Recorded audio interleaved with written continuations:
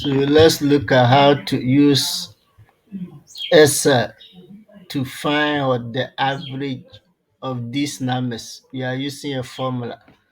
So where you want the answer to appear, you select the cell, then you bring your equal to sign, then you open your bracket, then you add the number. So 34 plus 89 plus 12 plus 15.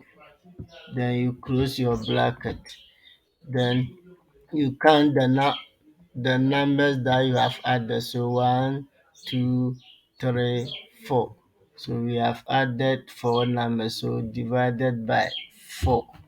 So this is how to use the formula in calculating the average in Excel. So you add the numbers over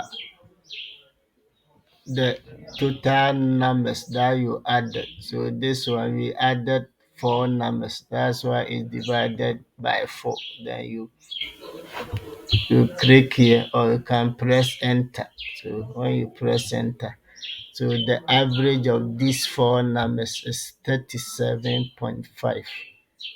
Thank you very much.